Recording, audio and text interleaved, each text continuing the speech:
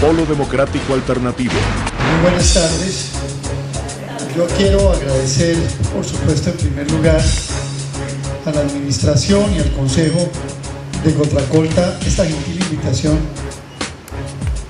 para intervenir en este foro sobre el Tratado de Libre Comercio de Colombia con los Estados Unidos.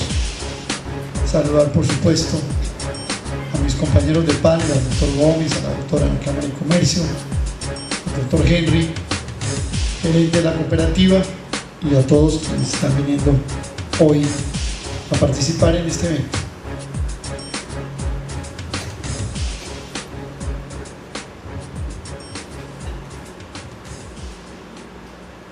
Yo quisiera señalar lo siguiente para empezar. Yo creo que el Tratado de Libre Comercio de Colombia con los Estados Unidos tiene de entrada una dificultad enorme para la gran mayoría de los colombianos, y es el desconocimiento en la opinión general, y así lo reiteraba la doctora de la Cámara de Comercio, de realmente qué es el tratado. Estamos hablando de un convenio entre dos países que tiene 23 capítulos, miles de cláusulas, ordinales, numerales, notas de pie de página, cartas adjuntas y archivos anexos. Estamos hablando de un tratado que abarca prácticamente todos los asuntos de la vida nacional. Uno de ellos es el comercio, quedan 399. Cuando uno mira la parte de comercio de la arquitectura del tratado, realmente no se consume, incluso con una parte del capítulo de textiles y confecciones, siendo generoso, no se consume 50 de los 1000 folios que tiene el tratado. Y esto de entrada ya produce, por supuesto, una reflexión. No estamos hablando de un tratado de exportar y importar, eso es parte del tratado. Y de pronto es la parte, digamos, que en la conversación cotidiana, en el diálogo sencillo, o en el referente de que se llama comercio, pero uno dice, no, es un tratado de comercio, vamos a mandar flores y vamos a traer motos Harley Davidson, ¿sí? Pero esta es una parte muy limitada del tratado, una parte limitada sobre la cual yo, pues, por supuesto, también tengo una posición para explicar aquí, a la que me referiré más adelante. Pero yo quiero que el auditorio comprenda que se trata de algo mucho más amplio que comprar y vender productos. Si no tenemos esa concepción, por supuesto vamos a equivocarnos en de qué se trata el tratado. Pueden entrar ustedes en la página del Ministerio de Comercio Exterior, electrónicamente hay un link directo al tratado y ver 23 capítulos que tiene, con enmiendas, con protocolos modificatorios, cartas sobre servicios financieros, cartas sobre servicios de comunicaciones, el tema de biodiversidad, el patentamiento, etc. Aquí estamos hablando de propiedad intelectual, de inversiones, de solución de controversias, de compras estatales, estamos hablando de servicios de comunicaciones, estamos hablando de un capítulo de servicios, estamos hablando de capítulos y capítulos que conforman la arquitectura de este tratado. Estamos hablando incluso de instituciones que se crean al tenor del tratado, comités binacionales sobre aduanas, por ejemplo, que van a imponer normas conjuntas en materia aduanera por encima de la legislación y de las mismas instituciones aduaneras del país, en materia sanitaria y en muchos otros asuntos. Luego, cuando uno mira el tratado, algo pues del tamaño de 2 directorios telefónicos, con letra, vamos a ponerla generosa, Times New Roman 8, ¿cierto?, a espacio sencillo, ¿sí? Entonces uno se encuentra que ese tratado es mucho más que flores por motocicletas. Yo sí quiero dar esa idea que me parece básica. Y en parte el desconocimiento de los colombianos de este asunto medular no es culpa de los colombianos, es culpa de los gobiernos. El gobierno de Uribe dijo, ¿qué es el tratado? Yo me acuerdo que una mañana, el día que se cerraron las negociaciones, se sentó toda una mañana en el televisor a decir, el tratado es el acceso al mercado más grande del mundo. A propósito, hay un texto mío que se puede conseguir en internet que se llama Matemáticas Elementales sobre el TLC, o sea, la básica. ¿En qué consisten esas matemáticas elementales? Yo cogí todo el universo de compras de los Estados Unidos. En ese entonces, ese artículo puede tener 3 o 4 años, incluso hasta la fundación, ¿cómo se llama? La de José Julio I de Colombia, hizo un libro sobre eso y al final me metió el artículo de manera generosa para equilibrar el texto. Y entonces, en ese texto, yo explico que de 1.300.000 millones de dólares, dije, bueno, vamos a ver qué es lo que los Estados Unidos compran, y de lo que compran, qué es lo que vende Colombia, sacando petróleo, por supuesto. Y me dio que de ese 1.300.000 millones, sacando petróleo, Colombia, sí, el billón, estoy hablando del billón de 12 ceros, ¿no? Gracias, doctor Gómez. Sí, 1,300.000 millones. ¿Sí? De ese 1.300.000 millones, o de ese 1,3 billones, o 1,3 millones de millones, Colombia, sacando petróleo, no logra entrar en el mercado de 60.000 millones de dólares. Bueno, y ahí compitiendo con un poco, ¿no? Lo que compra Estados Unidos más, por ejemplo, es automóviles, maquinaria, aviones. De eso Colombia, nada, y sin posibilidad de nada. Entonces, es importante cuando uno le dicen el mercado más grande del mundo, 313 millones de personas con 43.000 dólares anuales de ingreso per cápita, para que la pongamos bien grande. Entonces multiplíqueme eso, hágame todo, y resulta que es que no compran de lo que nosotros vendemos. Sáquenme el petróleo. Y bueno, es más, ni siquiera estamos entre los 10 primeros petroleros, y ni siquiera estamos entre los top 20 de textiles y confecciones.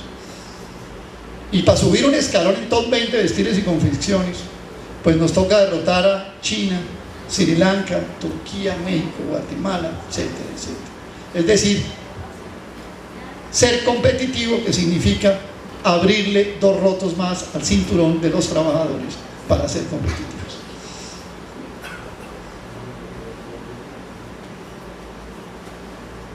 Entonces digamos que el tratado es mucho más que esto.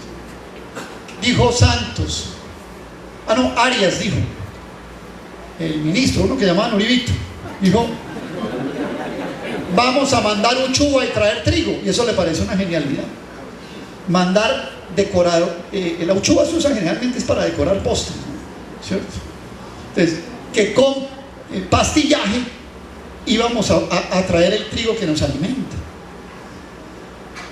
Santos dijo, vamos a crear 500.000 empleos, y no hay un solo estudio que hable de eso, ni uno.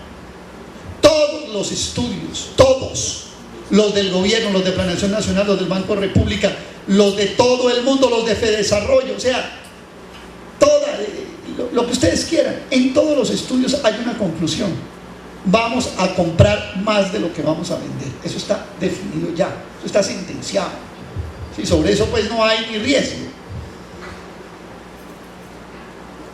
Yo estaba pidiéndole a mi asistente ahora por mi BlackBerry que me mandara la evolución de la balanza comercial de Perú después del tratado, y quiero decirles que pasó de positiva a negativa, y son países no comparables. Yo no quiero despreciar a nadie, pero Chile es un país que si no comprara se moría de hambre, por una cosa muy sencilla: la mitad del país es un desierto de cobre, y la otra mitad, la cuarta parte, es el polo sur, con maderas.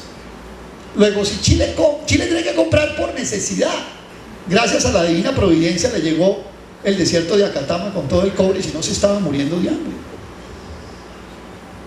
Es decir, pero fuera de eso es un país que tiene estaciones, no es tropical. Entonces tiene que comprar lo tropical, y además tiene que comprar todo lo otro porque no puede producir. Es una franjita, ustedes lo conocen, de 15 millones de habitantes, la tercera parte de los habitantes de Colombia. Pues Chile tiene que comprar, porque ¿qué más va a hacer? De entrada, no ser tropical no puede producir la mitad de las cosas que se producen. La otra tiene un desierto. Yo he estado en Chile, he mirado eso con detalle. A mí realmente me da tristeza cuando voy a Chile.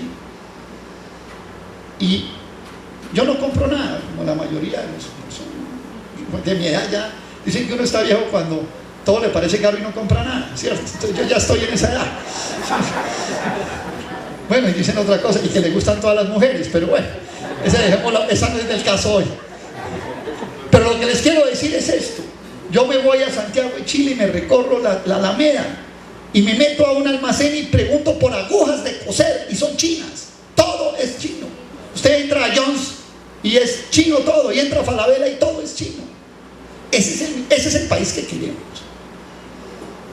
Un país que se especializa en mandar cobre y comprar todo. Yo no creo que eso sea el país que necesitemos hacer en Colombia, por las condiciones totalmente diferentes. Bueno, y Chile vende unos vinos y unas manzanas a Estados Unidos, sobre todo a su costa occidental, porque coincide con el cambio de estaciones. Cuando en Chile están en verano y está la cosecha, entonces en California están en invierno, y entonces se genera una complementariedad de tipo climático que produce ese resultado. Pero la verdad, yo les digo, Chile es un país con enormes dificultades naturales. Y el caso de Perú, también quiero mencionar lo de Perú muy de carrera. Vamos a ver si me llega el dato, y en el momento en que me llegue lo transmito. Pero en el caso de Perú también quiero señalar esto. Perú es un país que ha tenido control de cambios en su Banco Central. Ha logrado contener la revaluación de la moneda, o esos cambios súbitos de la moneda. Cuando un país se abre a los capitales y no controla, le pasa como la persona que duerme con una cobija chiquita, que no le sirve ni la revaluación ni la devaluación. O sea, que cuando se tapa la cabeza le quedan los pies por fuera, y cuando se tapa los pies le queda la cabeza por fuera, ¿sí? Ese es el país sin control de cambios. Entonces, la revaluación, se abaratan las importaciones y se encarecen las exportaciones. Y ahora, hoy salió el ministro Echeverri a decir: prepárense para 18 meses de sufrimiento, porque viene una devaluación, un riesgo cambiario. Entonces se nos dispara el servicio de la deuda externa, entre otras cosas. Porque cuando uno tiene una política económica como esta, pasa lo que les digo, lo de la cobija chiquita. Entonces uno le dice: doctor, pero usted no estaba quejándose de la revaluación y hoy también se queja de la devaluación. Ya no sabemos ni de qué quejar. Es por esto, porque lo que un país requiere no es ese flujo abrupto en la tasa de cambio, ese cambio abrupto en la tasa de cambio, sino que un país requiere tener una tasa de cambio estable, real, que le permita protegerse de esas brusquedades y volatilidades del mercado monetario mundial. Hoy, más en un país que tiene la ventaja absoluta más grande que pueda tener cualquier otro país.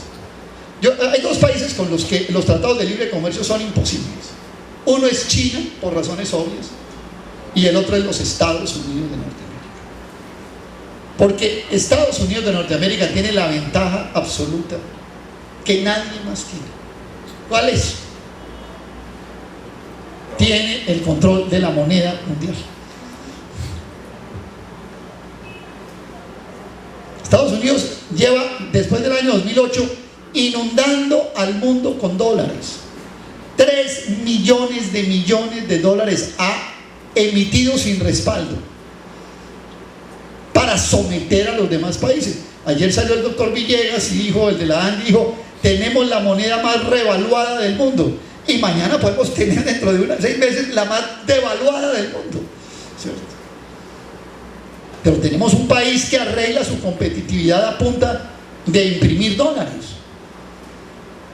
Eso no lo aguanta nadie. Yo quiero contarles una cosa. Cuando el dólar estaba a 1.780 pesos, aún pagando 80% de aranceles para proteger el arroz colombiano, se podía traer arroz de Estados Unidos por debajo del precio de Colombia. Porque el que tiene la moneda del mundo manda. Hace poco se quejó el presidente del Banco Popular de China por el tema de la emisión monetaria en Estados Unidos. Entonces Obama mandó a un lince de las finanzas que se llama Paulson. Yo no sé si ustedes vieron la película Inside Job, tipo que aparece en la película con un vaso de whisky todo el rato hablando. Entonces mandaron a Paulson, a China, y Paulson les dijo: mire, señores chinos, Lo primero que les quiero decir es que nadie los obligó a ustedes a poner sus reservas en dólares. Y lo segundo que les quiero decir es que pasarán muchas mañanas antes que el dólar deje de ser la moneda mundial de intercambio. Él fue lo dijo en Chile, viene que irán de Colombia. Somos una hoja seca de un árbol al viento en ese mar mundial de las monedas. Estas son realidades. Yo no quiero aquí, pues por supuesto, ser ave de mal agüero, pero estas son las realidades. Ese es el mundo de hoy. Un mundo de los Estados Unidos están hablando de una tercera gran emisión de dólares, lo que llaman ellos TQR 3. Aquí me dan el dato de Perú, balanza comercial con Estados Unidos. Perú hasta el año 2007 era positiva, 1152, firmó en el 2008, empezó con su negativo, menos 370, en el 2009 menos 695, en el 2010 menos 1697 y en el 2011 menos 2083. O sea, precisamente se volvió negativa cuando empezó el tratado. Este es un dato que hay que contar. Los peruanos hay que decirles que lo cuenten cuando vienen. Y los chilenos ya van peor. Los chilenos van en menos 3.600, menos 3.300, menos 3.800, menos 6.800 millones de dólares. De tal manera que estamos hablando pues de una condición de un tratado. Y yo quiero insistir en un punto: el tratado no es un tratado entre iguales. No me opongo al comercio, quede claro, no me opongo al comercio. Yo no me opongo a que los países exporten sus excedentes, ni más faltaba. Pero este es un tratado absolutamente desigual, con normas iguales para países desiguales. Hay algo que yo he venido explicando en estos días que me parece muy importante que todo el mundo lo mire y lo medite. Puede que esto no quiero sentar esto como una acción. Es algo que, cuando un país poderoso hace un tratado con un país débil y se establecen condiciones iguales para los dos, sin tener en cuenta esas diferencias, ¿qué sucede?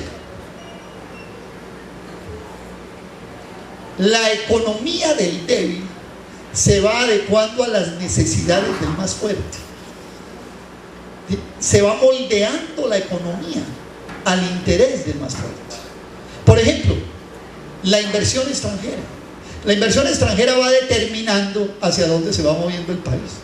Si la inversión extranjera decide meter una plata en lechería, pues el sector lácteo comienza a crecer. Pero si la inversión extranjera decide centrar en minería y en petróleo, el país se va especializando en productos primarios y recursos naturales no renovables, que es lo que nos está pasando. Y cuando usted le dice, abramos esta puerta, pueden entrar todos los que quieran, entonces empieza a entrar gente y gente, y resulta que la mayoría que entra le gusta la salsa, entonces terminamos en las fiestas oyendo salsa. O sea, así es de sencillo. O si les gusta José A. Morales, pues entonces oímos José A. y listo. Pero cuando un país manda la inversión extranjera y comienza a invertir en unos sectores, va moldeando la economía en el sentido en el cual le interesa, del país más débil. Ese es un aspecto muy nuevo de la discusión que yo he querido introducir últimamente, porque creo que es así. Cuando los países firman tratados en igualdad de condiciones, siendo desiguales, el país poderoso termina moldeando al débil a su antojo. Y en ese país termina produciéndose lo que la inversión extranjera determina, y termina desplazándose o marchitando